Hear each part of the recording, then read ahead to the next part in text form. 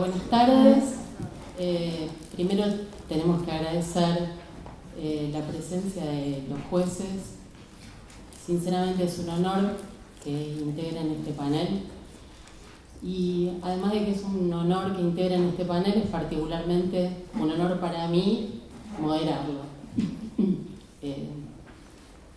Trabajo hace muchos años en la justicia y sinceramente siento un profundo afecto, cariño y respeto por todos los que forman parte.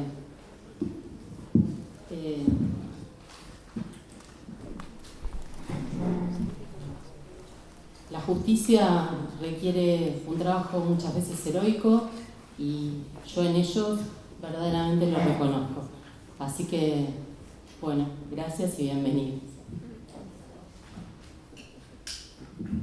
Vamos a empezar con la modificación del régimen de revocación de los actos administrativos y aplicación sistemática del principio de proporcionalidad en la voz del doctor Santiago Carrillo, abogado y especialista en Derecho Administrativo y Administración Pública por la UBA, profesor e investigador en proyectos de ciencia y técnica de esta misma universidad, miembro de la Comisión para la Reforma de la Ley de Procedimientos Administrativos de la Provincia de Buenos Aires, autor de numerosas publicaciones en la especialidad, juez del Juzgado Nacional de Primera Instancia en lo Contencioso Administrativo Federal.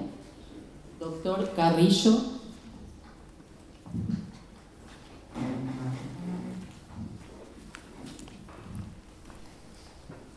Muchas gracias. Gracias, Matías.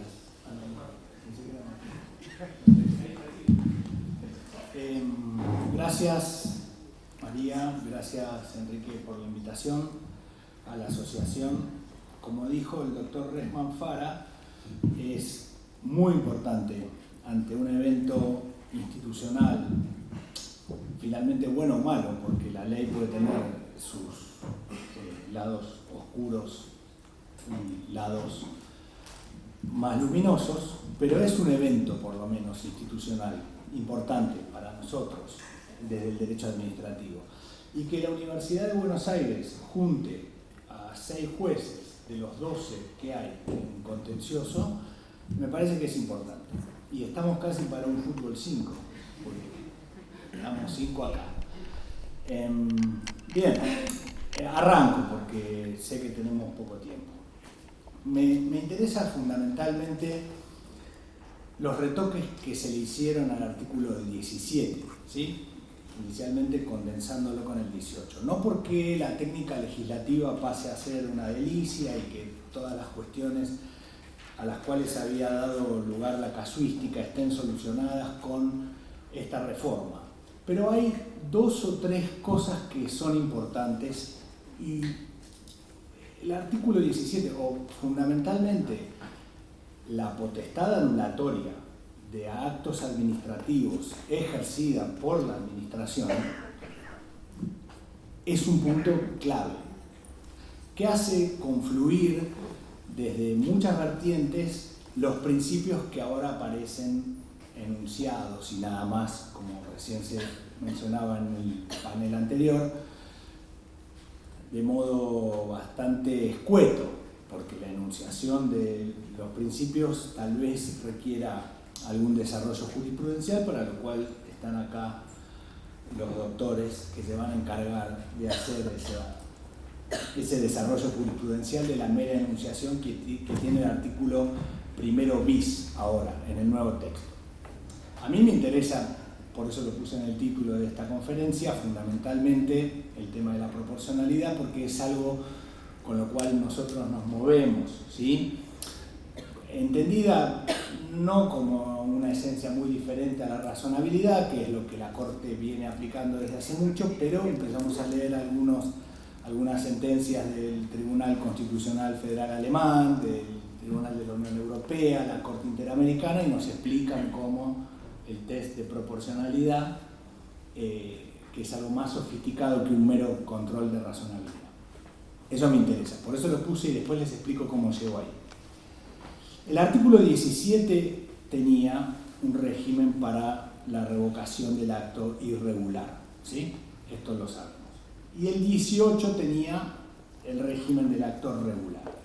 Había algunas cuestiones que son varias, o sea, pero no va a haber tiempo. Me interesa entonces fundamentalmente una parcela muy imprecisa del artículo 17 en su conjunción con el 18, que era el tema del conocimiento del vicio por parte del particular. ¿Por qué me interesa eso? Porque entendida en su literalidad, la ley anterior implicaba que la potestad anulatoria no cesaba nunca, lo cual es un disparate jurídico.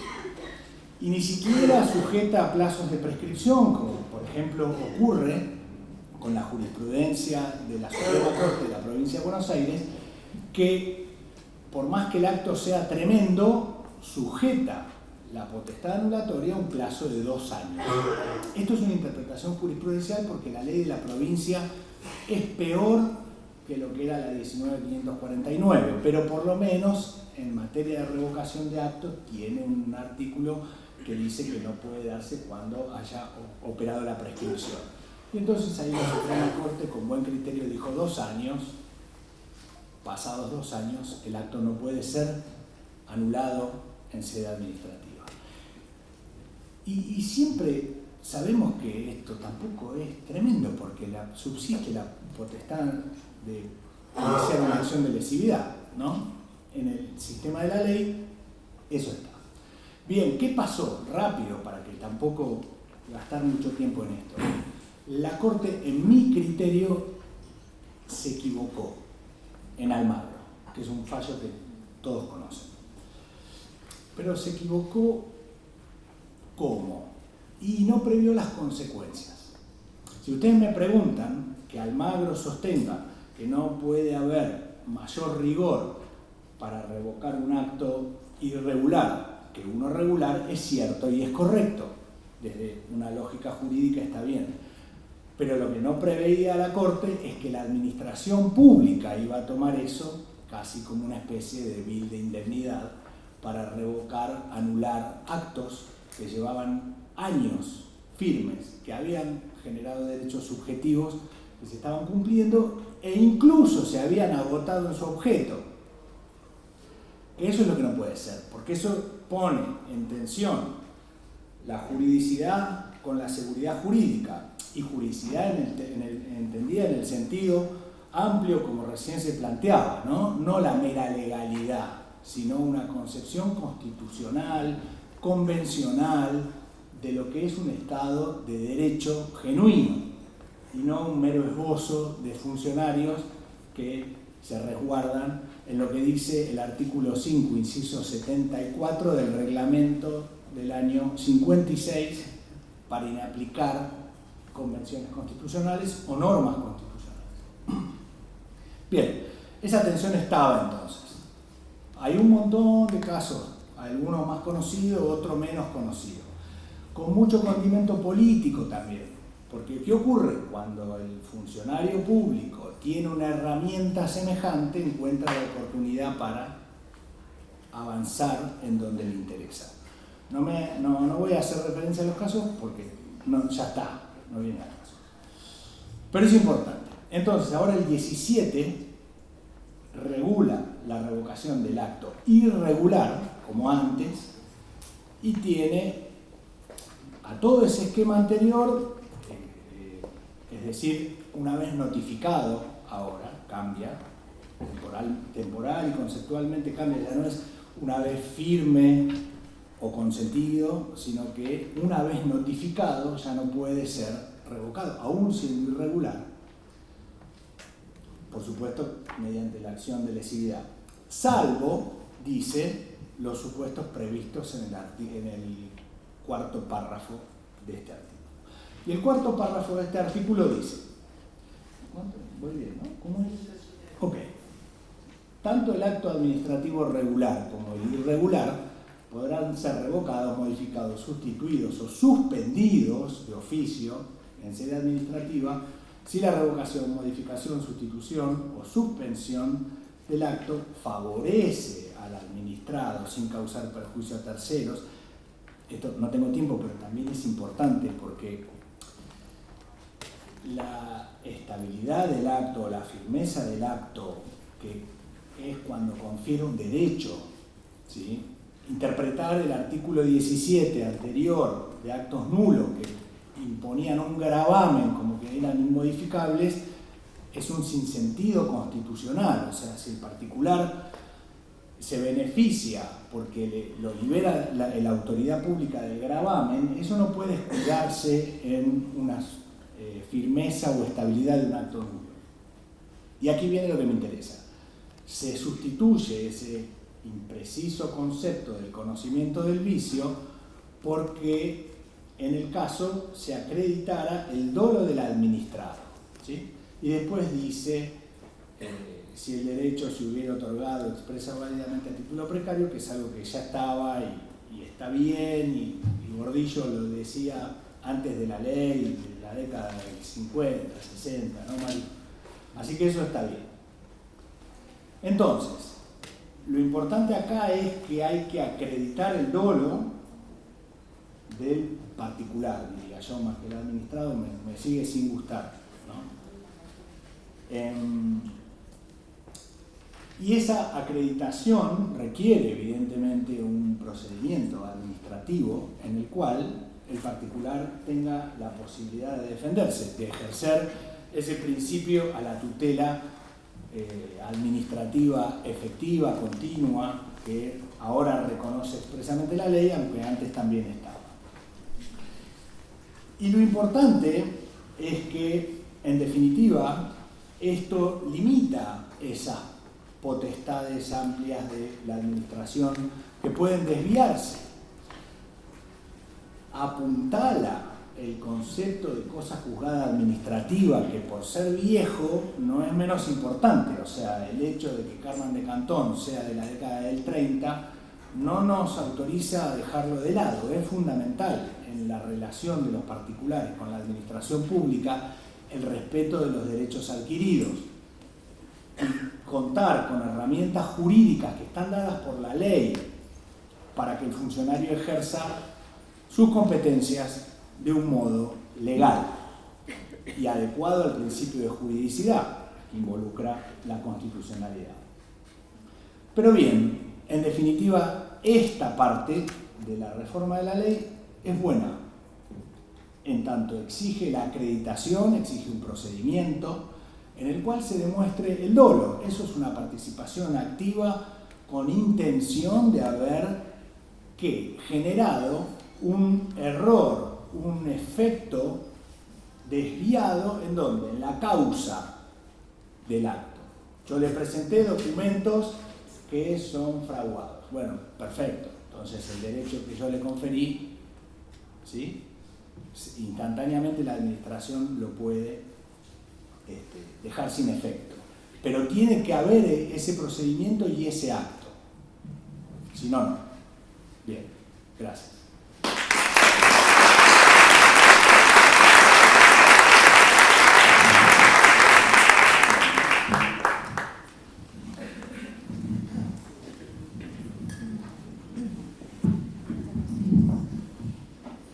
Bueno, muchas gracias, doctor Carrillo. En segundo término, nos detenemos en los actos administrativos, en la ejecución del contrato administrativo a cargo del doctor Martín Cormick, docente de grado y posgrado en la Escuela del Cuerpo de Abogados del Estado y en las Universidades Nacionales de Avellaneda y de José C. Paz. Autor y coautor de libros y otras publicaciones sobre la especialidad.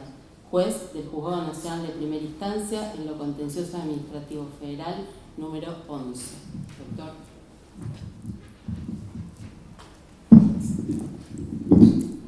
Bueno, primero celebrar estar acá con colegas y amigos. La verdad, Santi, nunca jugamos al fútbol, pero sí nos juntamos a comer y lo celebro cada vez que lo hacemos. Así que, bueno, una alegría estar acá y además agradecerle a Enrique que nos haya invitado y celebro el éxito que ha tenido todo esto, Enrique, y te lo mereces vos y la Asociación de Docentes. Bueno, lo primero que tenemos que pensar es que esta es la primera ley de procedimientos administrativos. Hace un montón de años que discutimos si lo que teníamos antes era una ley o no, no lo era.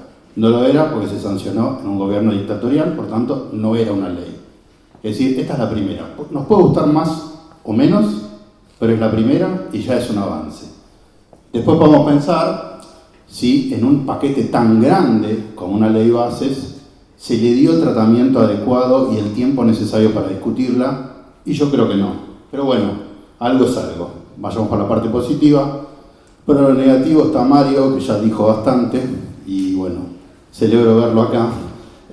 Así que me dejó una parte y pensé que me iba a robar el tema y no lo hizo, así que gracias Mario por no haberme robado.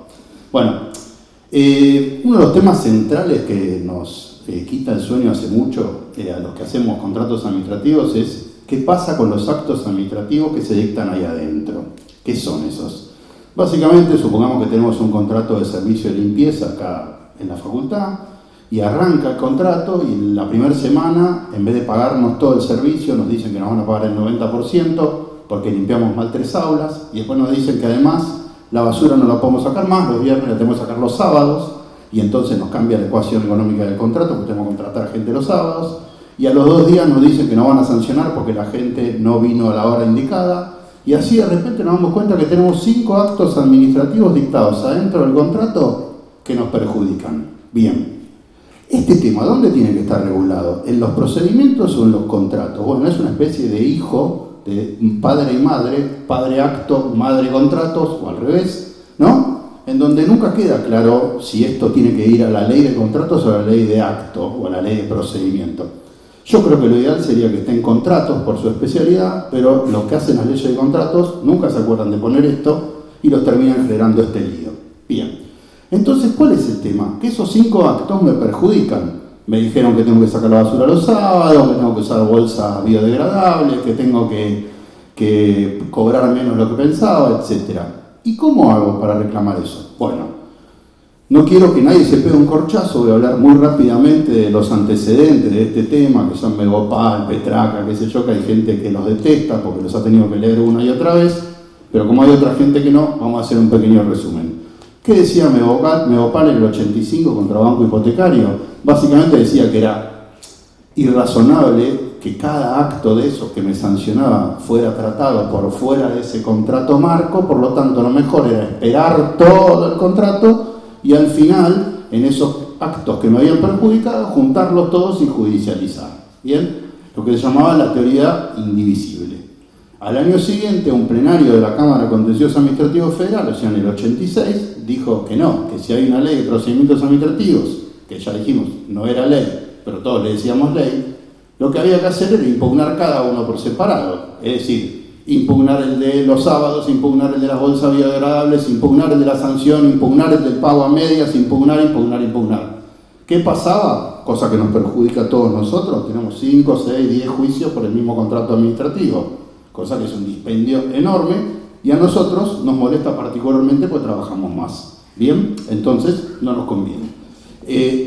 Acto seguido sale una tercera posición que es Serra, que tiene tantos intérpretes como lectores y vamos a decir una de las interpretaciones que hay, que más o menos hay una cadena de actos que se juntan todos juntitos, entonces esa cadena de actos que se juntan, llamada actos coligados, que es una doctrina del doctor Barra, podemos juntarlos para impugnar y en esa cadena no va este plazo que se nos vence para impugnar, sino que juntamos toda la cadena y a eso sí los podemos impugnar juntos. El gran tiene 2 problemas esta teoría. Nadie sabe dónde empieza y termina esa cadena y número 2, puede ser que cuando lleguen a nuestros juzgados nosotros digamos, ¿qué cadena? Nosotros pensamos que había que impugnar uno tras otro. Por lo tanto, es una buena forma de resolver algunas cuestiones, pero no lo resuelve del todo. Y después Gipobras, que vuelve a la idea de que hay que impugnar cada acto por separado, ya en el 95, por lo tanto, es lo que va hasta ahora. Bueno, una de las grandes ventajas que tiene la reforma a la ley de procedimiento, a la ahora ley de procedimiento administrativo, es el 23E, que es, y lo voy a leer, dice que los actos administrativos dictados durante la ejecución de contratos con el Estado Nacional, así como las demás entidades y órganos incluidos en el artículo que el contratista haya cuestionado en forma expresa dentro de los 30 días de serle notificados, serán impugnables judicialmente hasta cumplidos 180 días de la extinción del contrato. y después sigue con las cuestiones más procedimentales. ¿Qué quiere decir esto? Que cuestionado, vamos a pensar que cuestionado es recurrido, le gustó la palabra cuestionado, supongo que será recurrido, vamos a hablar del informalismo en favor del particular en este caso, vamos a decir que es recurrido, pero bueno, observado, cuestionado, recurrido, pónganle el verbo que quieran, de alguna manera se tiene que haber enterado la administración de que ese acto no le gustó al particular, y a partir de ahí va a decidir si al día siguiente judicializa o si judicializa hasta 180 días hábiles, más o menos 9 meses después de que terminó todo el contrato.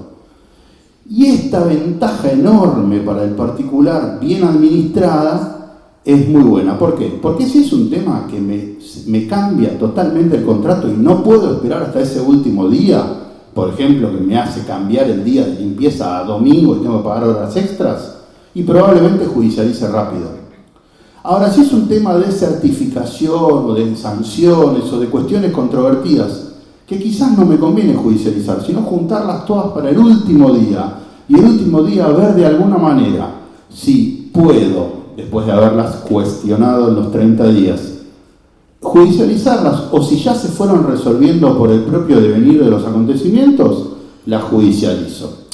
Entonces, esta posibilidad que se le da al particular de decidir entre día 1 y 2 años después, cuando terminó el contrato, más 9 meses después, es una gran ventaja. Termina con toda esta cuestión de debate sobre las teorías anteriores y le da un enorme poder al particular de decidir cómo encarar esa relación contractual con la administración. Y esto no es un detalle, porque una de las críticas que se hacía en Megopal, o sea, una crítica que tiene 40 años, es que si yo inicio 10 juicios contra la administración con la cual estoy teniendo un contrato en este momento, probablemente la relación se resienta. Y es lógico, ¿quién quiere tener 10 juicios con el Estado con el que está teniendo un contrato en este momento? Por eso lo de los 180 días, cuando el contrato termina, es una gran idea en ese sentido. Y acá antes escuchábamos a Mario y a Gutiérrez con Antuono hablar de oportunidades perdidas o no, y la verdad que en algún sentido, y faltando 2 minutos, que amablemente me están indicando en este momento que faltan, podría decir que hay una pequeña oportunidad perdida. Yo hace un tiempo escribí sobre esto también, basándome en un artículo de Gustavo Sasse-Eichen, que hablaba de lo poco que le gusta a la administración someterse a la mediación prejudicial.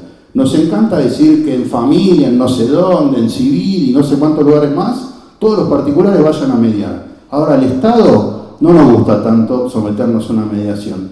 Y ahí creo que hay un error. Y en algún sentido hay algunas modificaciones en renegociación contractual, que no tienen que ver con esto, que me llevan a pensar que quizás estamos en condiciones de volver a pensar si no conviene en algunas instancias, sobre todo patrimoniales, pensar en una mediación prejudicial en algunas cuestiones de contratos administrativos. Creo que está abierta la oportunidad nuevamente para pensarlo, y quizás la administración se ahorraría sustancialmente juicios muy largos en donde tienen que convocar profesionales, pagar costas, etc. Y quizás es una oportunidad que nuevamente sale a la luz, y pensar que en algunos casos, además de darle la oportunidad al particular de diferir un eventual juicio contra la administración hasta 9 meses después de terminado ese contrato, darle la oportunidad a la administración de no someterse a tantos juicios en materia de contratos administrativos y tener una instancia más que sea la mediación judicial. Con ganas de que no me den ese cartelito de tiempo cumplido y haber sido más o menos claro, me despido y saludo a todos. Muchas gracias.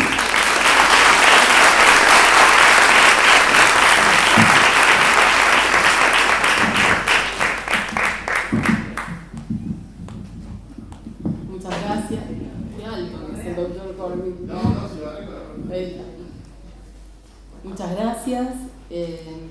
Bueno, es el momento ahora de concentrarnos en el plazo razonable en el procedimiento administrativo. No, me equivoco. Perdón. Yo no estaba concentrada. Vamos a entrar en el análisis del silencio positivo en palabras del doctor Esteban Furnari, abogado por la Universidad de Buenos Aires y doctor en Ciencias Jurídicas y Sociales por la Universidad del Museo Social Argentino. profesor adjunto por concurso de esta facultad, profesor titular de la Escuela del Cuerpo de Abogados del Estado de la Procuración del Tesoro de la Nación y profesor en diversas universidades públicas y privadas, juez en lo contencioso administrativo federal y, lo más importante, vocal y un muy querido expresidente de esta asociación de docentes. Doctor Bueno, muchas gracias por la presentación. Me habían pedido el CD abreviado y por supuesto ahí le pusieron un poco algunos datos de color. Así que muchísimas gracias. Por allá. Henry. Bueno, doctor Alonso Herrera, por favor. Bueno, generalmente comenzaría con los agradecimientos. Voy a hacer algo distinto. Voy a comenzar difícilmente con una confesión. Tranquilos, no conlleva la renuncia al cargo, ni tampoco el divorcio. La confesión es que hace bastante tiempo que no participo de este tipo de eventos, estas jornadas. Y la verdad es que para alguien que pretende hacer algún aporte de vez en cuando a lo académico, es realmente un gran pecado. Por eso es que cuando se presentó esta oportunidad, la verdad es que acepté con gusto, en realidad casi que me invité, como justamente una posibilidad de hacer un pequeño aporte, obligarnos, como decía el doctor Reckman, a pensar, una provocación, al mismo tiempo reencontrarme con amigos que hacían bastante tiempo que no veía, justamente el doctor uno de ellos. Así que, y por supuesto, cuando supe acerca del panel que iba a integrar, me alegró aún más. Realmente me siento, creo que es uno de los paneles más lindos que me ha tocado formar parte. Realmente más lindo, más ameno. Es sinceramente un panel con amigos. Entonces me encuentro en una casa en la cual me he recibido, en la cual ejerzo la docencia y acompañado de colegas, amigos, como dijo aquí Martín hace un ratito, no nos encontramos habitualmente a jugar al fútbol, obviamente por más el fútbol 5 yo sea suplente, tranquilamente, y suplente también, se aparece alguno más, pero sí cada tanto nos encontramos para compartir ideas y al mismo tiempo transferir nuestra vivencia, ¿no? Más que nada, justamente no sea únicamente el derecho que nos une. Más allá de que todos los aquí presentes hemos, de alguna manera, en algún momento, hemos sido tocados por el derecho administrativo, y esa es la pasión que nos une a todos nosotros.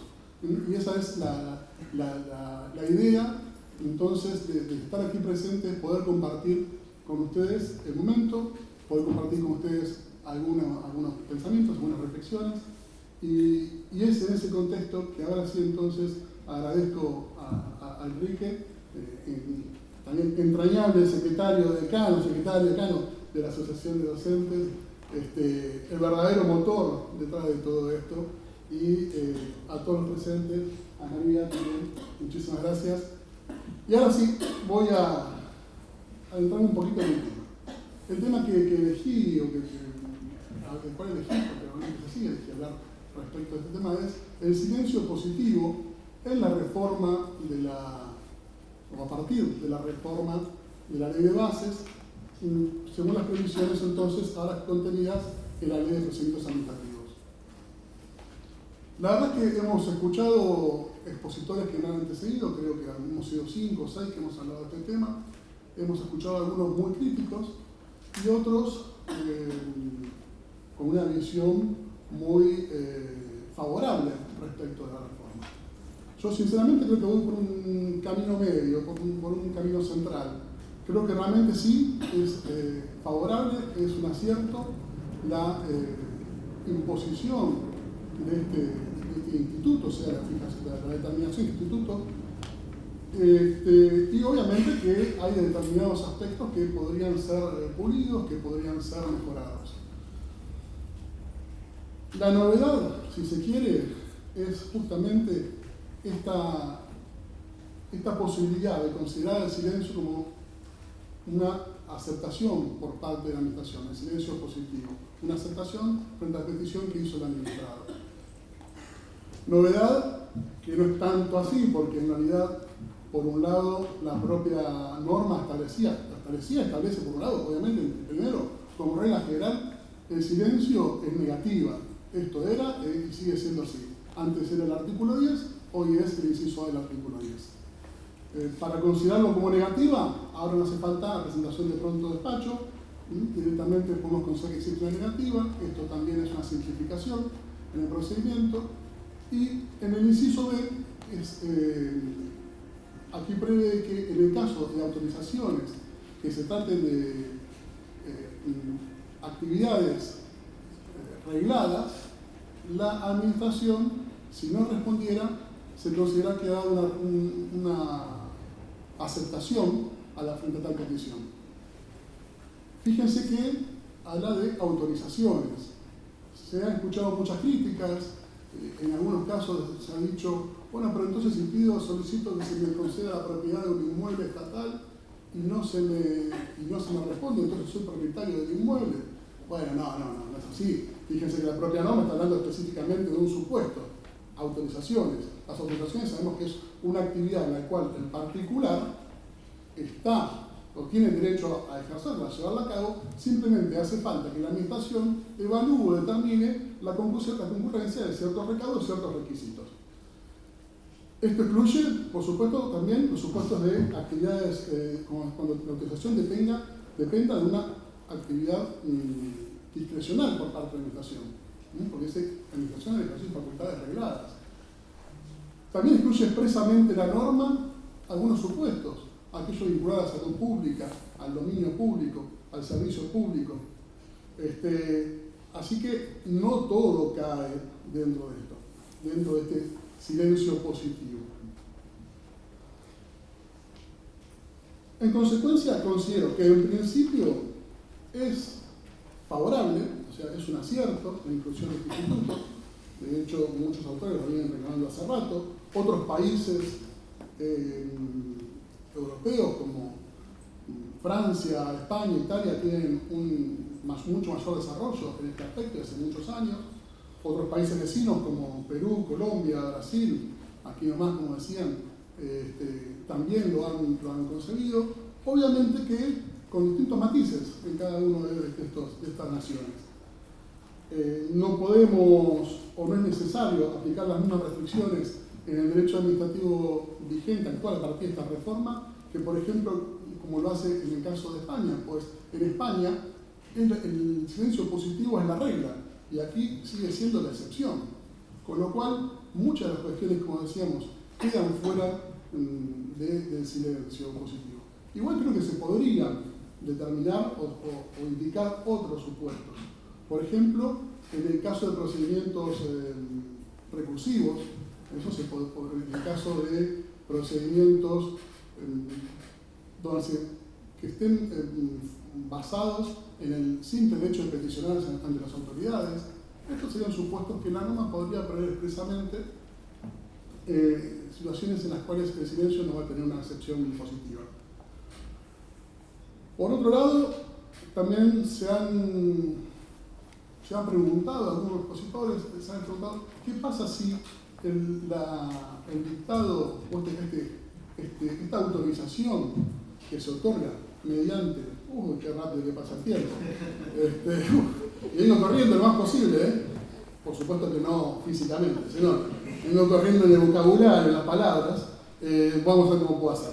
Les decía, por supuesto, existen casos, me desconcentré, la propia norma prevé ciertas soluciones a ciertas críticas que se le hicieron.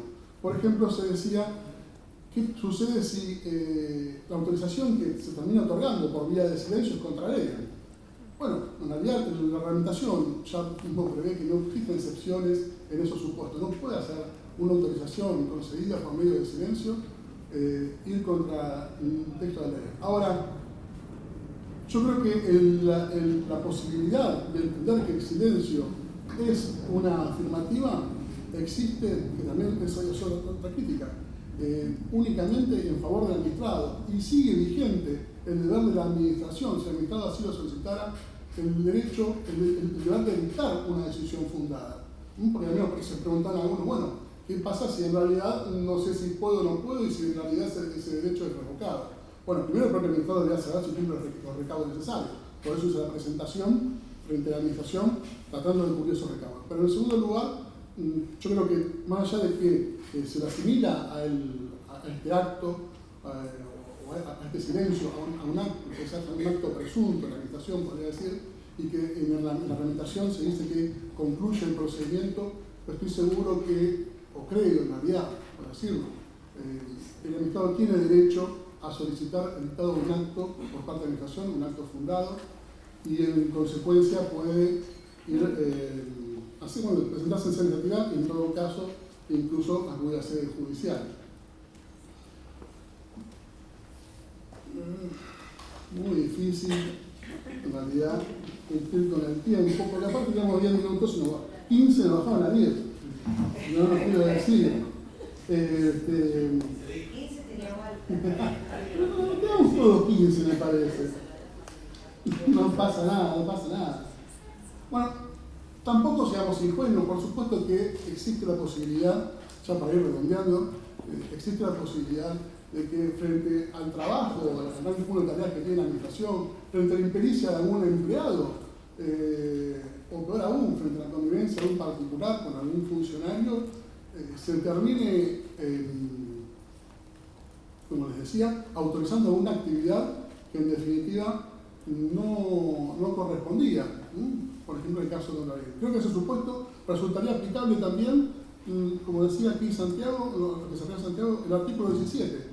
La administración podría seguir por ese camino porque en definitiva existiría una especie de acto presunto y si fuera manifiesto el vicio que adoleciera este acto o esta autorización, debiera hacerlo cuanto antes, incluso antes por el momento que solicitara la inscripción conforme dice la norma, que es un derecho del administrado. Bueno, simplemente estas son algunas reflexiones. Como les decía, espero me sirvió para entrar un poco en training, pero no me cansó. Me quedó mucho por decir. Es una manera de expiar mi pecado por omisión. Espero, sinceramente, que en el futuro los funcionarios que tengan que decidir respecto a estas cuestiones no les suceda lo mismo que me sucedió a mí, no hagan lo mismo que hice yo, que no pequen por omisión y también autorizándose aquellas cuestiones que en realidad no podrían hacerse por vía expresa. Veremos qué sucede. Por supuesto, las consecuencias serían mucho más perjudiciales y dañosas, ¿no? En mi caso simplemente les evité el mal momento de tener que escucharme. En el caso de este sería muy distinto. Pues muchísimas gracias a todos.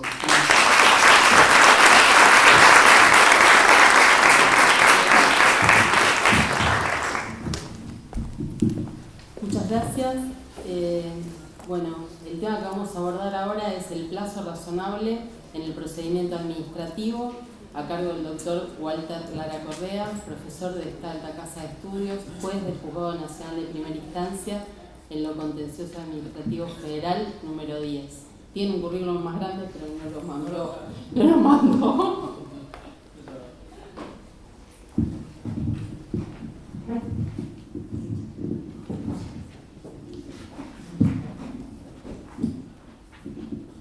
¿Cómo están? Buenas tardes.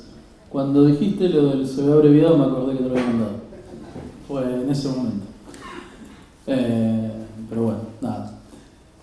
Me toca hablar sobre la recepción del plazo razonable en la Ley Nacional de Procedimiento Administrativo. Antes quería agradecerte, Enrique, muchísimas gracias y muchísimas gracias a la dirección de docentes, muchísimas gracias también al decano por facilitar este espacio para que se desarrolle esto. Y escuchaba lo que decía antes el profesor Resman Fara en un momento que trató sobre también el plazo razonable. Lo que voy a intentar hacer es, que emitió su opinión al pasar, lo que voy a tratar de hacer es tomar la recepción que tuvo el plazo razonable en la norma para ver algunos aspectos que en principio considero positivos porque no son más que la recepción de los precedentes que había dictado el máximo Tribunal Nacional y tanto la Corte Interamericana de Derechos Humanos, y que ya venía previsto en normas internacionales, las cuales este año, a 30 años de la reforma constitucional de 1994, con la incorporación de los instrumentos internacionales de derechos humanos en el artículo 75, inciso 22, hacían que fuesen obligatorios para nuestro Estado para no incurrir en responsabilidad internacional.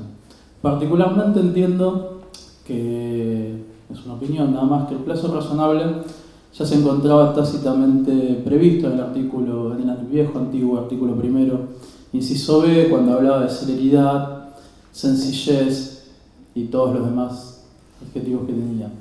Ahora bien, lo cierto es que esto no terminaba expresamente previsto. Sin embargo, como dije antes, la normativa internacional sí hacía referencia a ella, la Convención Americana de Derechos Humanos en su artículo 7, el Pacto Internacional de Derechos Civiles y Políticos en su artículo 9, inciso 3, y la Convención Europea para la Protección de los Derechos Humanos y de las Libertades Fundamentales lo incluyen directamente en el artículo 6, inciso 1. Ahora bien, nada de ninguno de estos lugares, si bien hacían referencia a él, no daban un concepto ni un modelo único, sino que era un principio dinámico y nunca se terminaba teniendo un plazo definido. Entonces, cuando llegamos al momento de la sanción de esta ley, lo que teníamos eran estos antecedentes en materia normativa internacional, los precedentes judiciales de los tribunales internacionales y los precedentes judiciales de los tribunales locales. Estos precedentes no hacían referencia solamente al derecho penal ni tampoco a las libertades individuales, sino que cuando uno veía el estudio de lo que se venía realizando en sede internacional, se encontraba mucho más amplio que ello. Estas directrices jurisprudenciales en materia internacional tenían que ser receptadas por el Estado, como decía antes Martín, es decir, pasábamos a tener una ley en sentido formal, para dejar de tener un decreto ley al cual le quitábamos uno de sus nombres, y esta ley en sentido formal tiene que, cuando recepta este principio, que como también dijeron algunas de las personas que me precedieron, lo marcan que no está desarrollado y que falta un montón de mayor debate, lo cierto es que el no cumplimiento de esto podía atribuir la responsabilidad internacional del Estado en cuanto se terminaban lesionando derechos fundamentales. Ahora bien, cuando uno ve esta jurisprudencia internacional en la materia y mismo la jurisprudencia nacional, no encontrábamos el concepto, pero sí podríamos sacar algunas características que podrían servir para verificar qué entendemos por el plazo razonable. Que en cada caso concreto habría que ir viendo cuándo lo aplicamos y cuál es el plazo que consideramos que se tiene que aplicar. Para ello tendríamos que ver la complejidad del caso, la actividad procesal del interesado, la conducta de las autoridades judiciales o la autoridad administrativa y el análisis global del procedimiento. En materia internacional, no solamente tenemos que asociar el plazo razonable circunscrito en lo que es materia penal y libertades individuales. Sí fue así en materia penal en el caso de Lacayo con Nicaragua y Suárez Rosero con Ecuador, pero luego lo tuvimos en casos de asociaciones, libertad sindical y derechos económicos, sociales y culturales, en el caso Baena con Panamá, en el caso de debido proceso, en el caso Tribunal Constitucional versus Perú, y en lo que tiene que ver en cuanto a daños a las personas con discapacidad, en el caso Furlan versus Argentina, y en relación con el derecho a la familia y la adopción y con los derechos de los niños, niñas y adolescentes, lo encontramos en el caso de Fornerán con Argentina y Marías y otros con el Estado argentino, este último del año 2023. Entonces, en toda esta recepción jurisprudencial y la recepción legislativa en materia de derecho internacional, creo que hacía la obligación por parte del Estado argentino de la necesidad de empezar a regular algo que terminaba quedando, si no siempre, al criterio de una decisión judicial.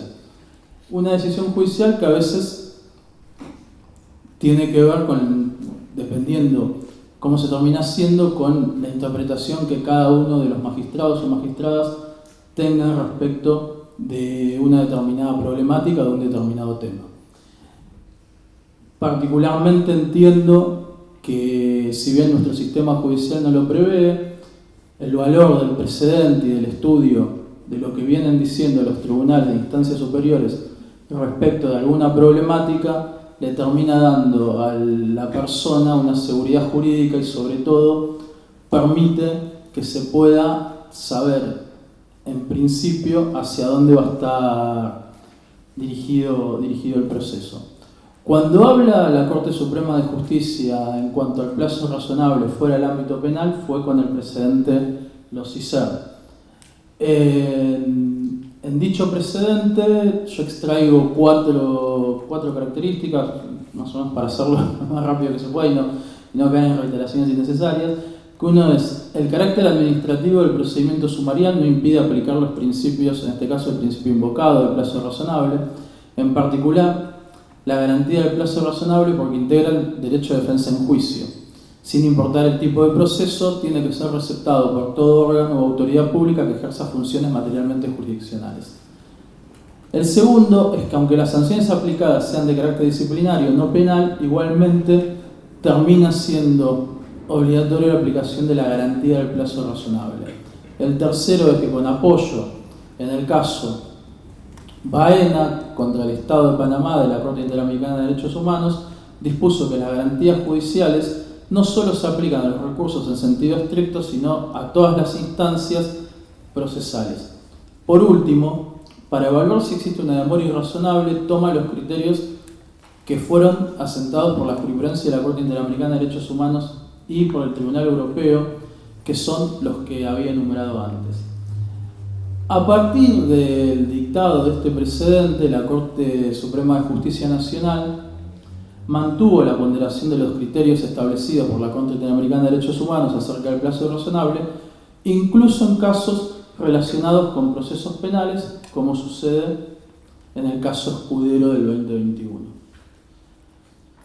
Bien, en este contexto y con todos estos antecedentes normativos y jurisprudenciales es como llegamos a la sanción y en donde hay un reconocimiento expreso del plazo razonable. Con esto no quiero decir que la ley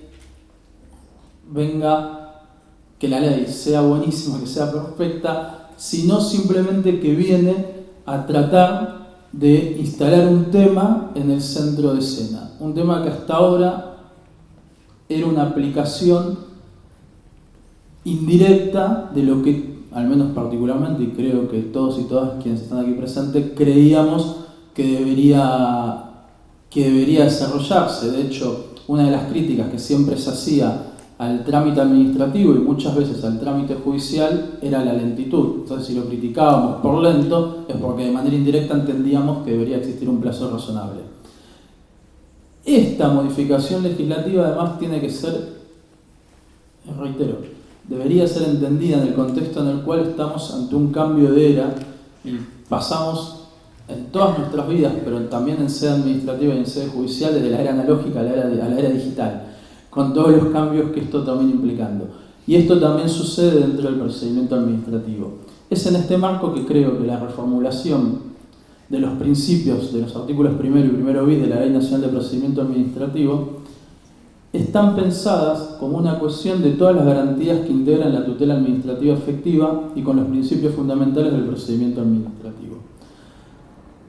Para cerrar y como conclusión dentro del plazo que tenía y habiendo omitido y obviado un montón de cosas que creo que deben ser debatidas y me parece que estamos recién construyendo una idea respecto a este tema y que va a ser complementado, me gustaría quedarme con la idea que un principio es un mandato de optimización, en palabras de Alexis, en su libro En Teoría de las Fundamentales, e interpretar la inclusión del plazo razonable en la Ley Nacional de Procedimiento Administrativo como una manera de exhortar a todas las partes del procedimiento a lograr un procedimiento más efectivo y accesible, con el correlativo deber de tramitarlo de manera leal, de buena fe y sin dilaciones, tanto en las peticiones como en las resoluciones de que demanda y cada una de esas controversias. Muchísimas gracias.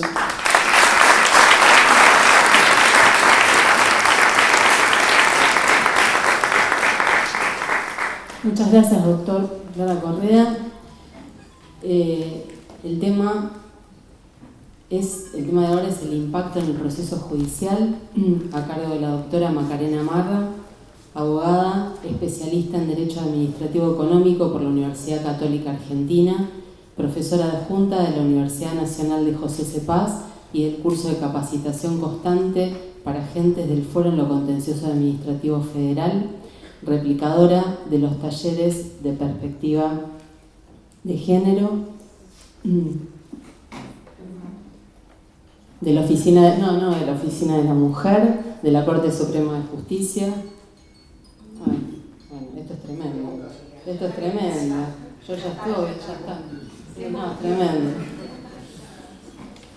Miembro de la Comisión Directiva de la ONG Red de Mujeres para la Justicia y del Centro de Estudios para una Justicia Colaborativa de la Universidad de Palermo, jueza del Juzgado Nacional de Primera Instancia en lo Contencioso Administrativo Federal número 12.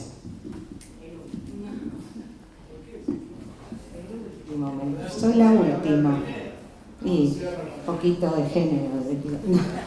Bueno, claro, por supuesto. Bueno, muchísimas gracias. Hago extensivos los saludos que cursaron mis colegas, en especial a Enrique, a ellos también. Valoro, como dijeron antes, el vínculo que nos une. La sociedad lamentablemente no nos quiere mucho, pero es enorme la soledad muchas veces de las decisiones, sobre todo las que tienen repercusión social. Después tengo a mi mamá que me llama y me dice: hija, ¿qué hiciste? Y bueno, entonces valoro y por supuesto estoy orgullosa de estar en este panel con ellos. María, también te agradezco las palabras en ese sentido y quiero contarles que hay muchas funcionarias, funcionarios y agentes del Foro Contencioso de las dos instancias que son parte de toda esta organización fantástica de tan puntual, el agüita, el cartel y todo. Así que bueno, quiero contarles que también estoy con miedo o con temor de lo que pueda decir, porque quizás es utilizado en mi contra en alguna oportunidad. Así que bueno, cuando conversamos con Enrique de qué iba a hablar, la verdad que le dije, bueno, impacto en los procesos. Y bueno, quizás pensando en el esfuerzo de todas las personas que ejercen la abogacía y de la magistratura en el orden nacional, que como ya saben, no tenemos un código procesal contencioso administrativo. Venimos haciendo un gran esfuerzo para integrar la ley de procedimiento administrativo, el código procesal civil y comercial prestado. Bueno, se agregó una ley de medidas cautelares contra el Estado que aportó o claridad o sombras, no lo sé. Pero bueno, acá estamos. El esfuerzo de integración va a tener que seguir siendo y bueno, nos van a hacer pensar y repensar los institutos una y otra vez. Ya me arrancó el tiempo, ¿no? Bueno, entonces, porque por supuesto el impacto en los procesos judiciales va a ser en todo sentido, en el orden procesal y en el orden de fondo, pero así en una primera lectura digamos, enfocada en cómo van a repercutir en el trámite de los procesos que tenemos en trámite o en los futuros procesos. En el ámbito de aplicación, bueno, ya estuvieron hablando mucho celebro la aplicación directa, sobre todo con el resto de los poderes del Estado en cuanto al ejercicio de la función administrativa, obviamente el poder legislativo, el poder judicial, que no lo dice, pero entiendo que también es la función administrativa del Consejo de la Magistratura. Bueno, sería fantástico el plazo razonable ahí, y un montón de principios que ahora ya se deben aplicar de manera directa en el resto también de los otros poderes del Estado. El Ministerio Público, Fiscal y de la Defensa, se están riendo en mi comentario, pero ya me conocen algunos. Bueno, ¿qué más con la aplicación? Aplicación supletoria. Esta aplicación supletoria en el ámbito de los entes públicos no estatales o segunda definición, que creo que parece como ser lo mismo, los privados en ejercicio de la función administrativa, la inclusión de las cuestiones vinculadas con las fuerzas. Esto trae, bueno, por supuesto, una modificación en la jurisprudencia que tenía la Corte, que luego de un debate si en el ámbito de las Fuerzas Armadas era requisito de admisibilidad de la acción judicial haber agotado la medida administrativa, la Corte nos dijo que no. Bueno, esto viene como a modificar esta situación, pero les cuento, ya hay precedentes de las salas que, si bien tienen en cuenta esta aplicación directa, como la ley vuelve a traer el principio del ritualismo inútil y frente a muchas demandas que tenemos de diferencias salariales de personal militar, bueno, esto digamos que es como un siga-siga en ese aspecto. Lo dijeron ayer también, aclara cuál es el vínculo de derecho de las sociedades del Estado, las empresas del Estado, sociedad anónima con participación estatal mayoritaria. Cierto es que parecería que ahora el Estado se va como a achicar, pero en los últimos años proliferaron estas empresas del Estado, sociedades del Estado, y si bien, como dijeron ayer, la ley de empresas del Estado, la ley de sociedades del Estado preveía que no se aplicaba la ley de procedimientos administrativos en su actividad,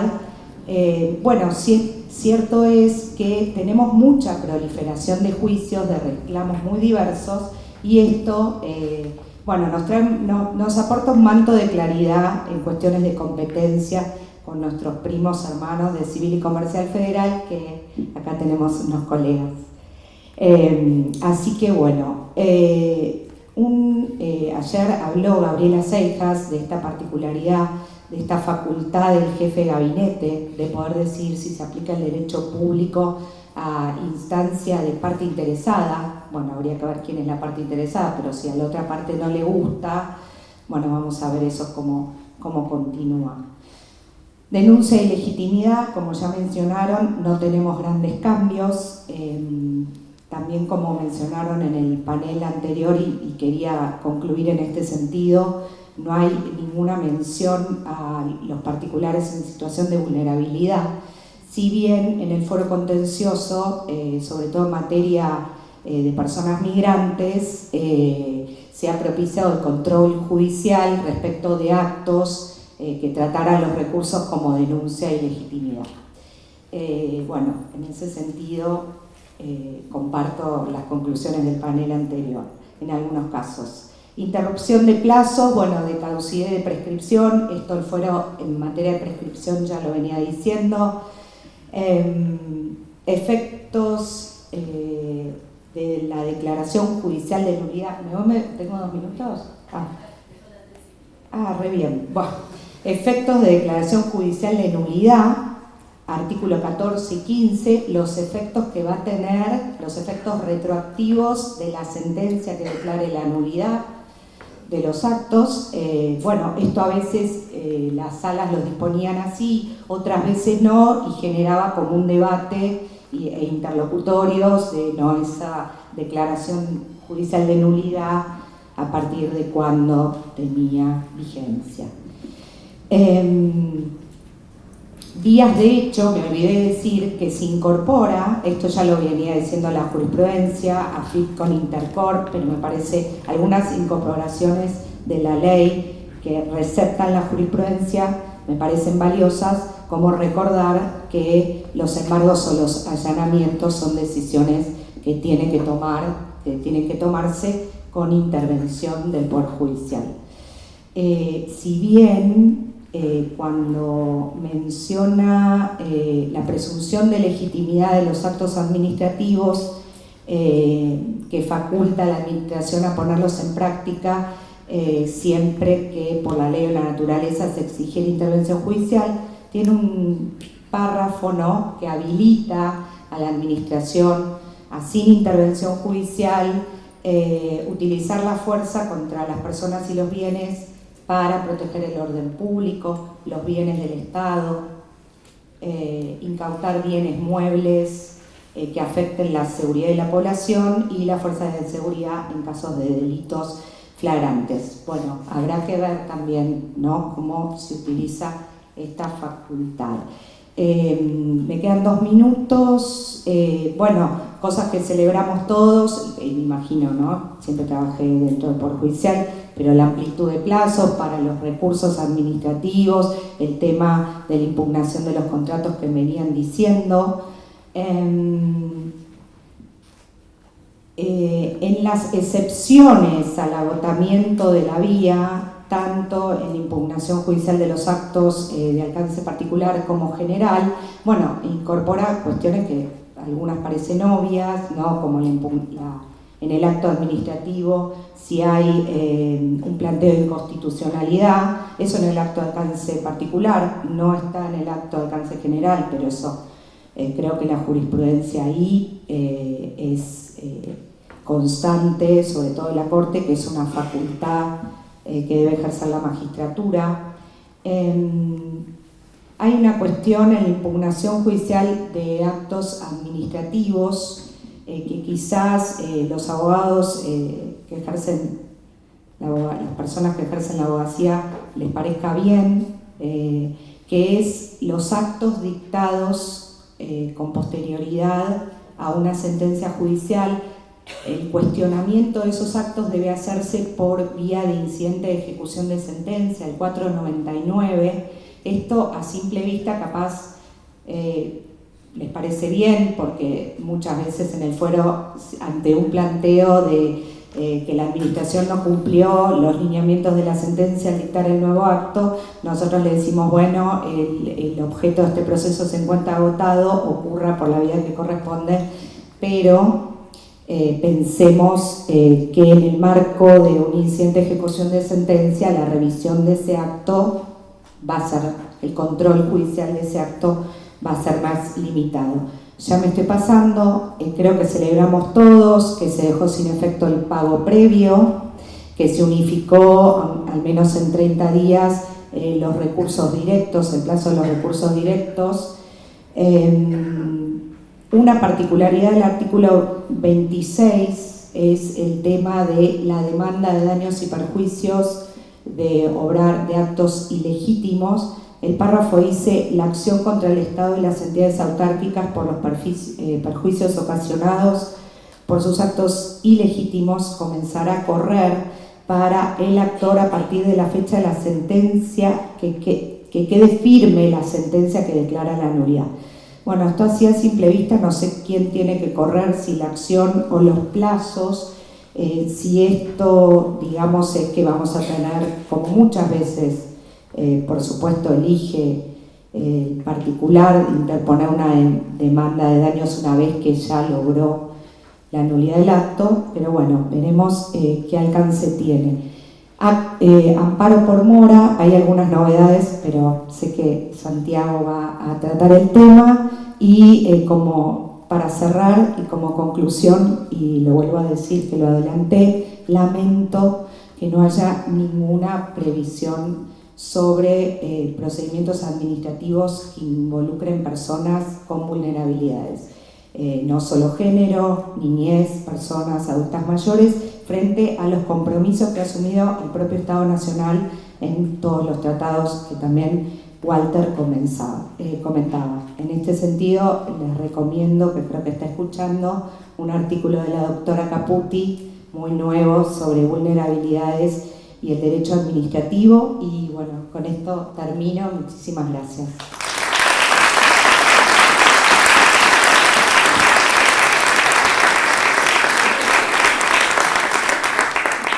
Bueno, muchas gracias a todos. Verdaderamente fue un gran panel. La justicia es una virtud en sí misma, así que a veces requiere de los jueces ese plus de heroicidad que hace que verdaderamente este panel sea un gran honor.